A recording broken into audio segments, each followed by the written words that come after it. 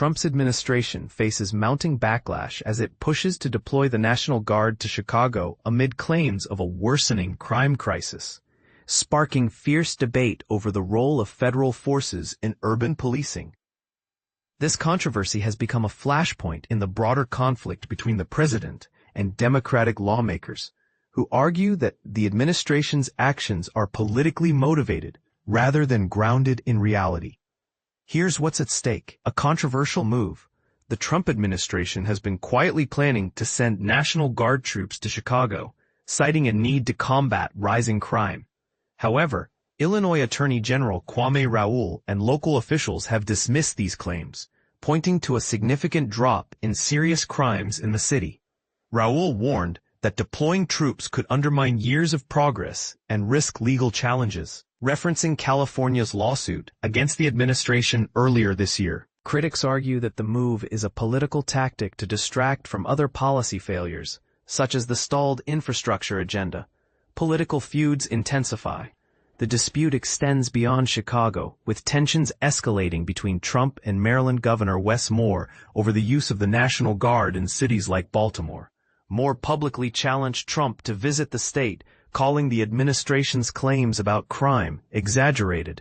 Trump, in turn, threatened to cut federal funding for a bridge reconstruction project in Baltimore, framing Moore's criticism as an attack on his leadership. This clash highlights the growing polarization between the president and state leaders, with both sides accusing each other of prioritizing politics over public safety. Economic fallout.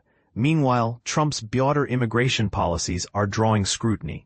A recent report revealed that American businesses and consumers are bearing the brunt of tariffs, with costs rising sharply due to trade restrictions. Small businesses, particularly e-commerce giants like Shein and Temu, have been hit hard by new import regulations.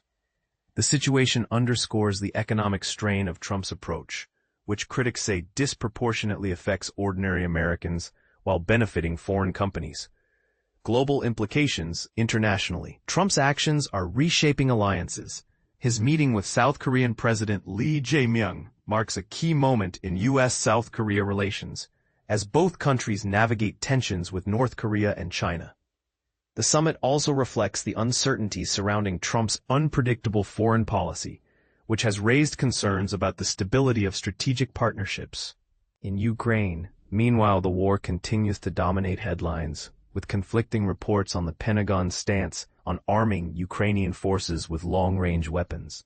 Redistricting battle. At home, the fight over congressional maps has intensified.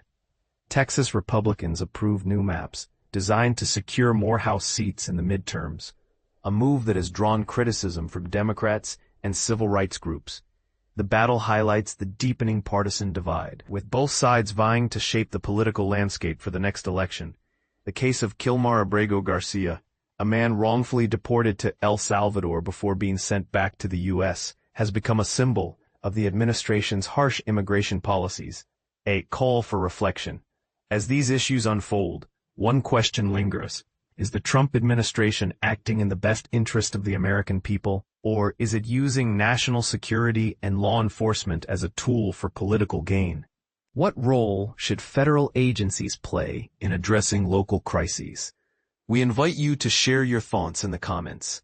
What do you think the future holds for this contentious era of American politics?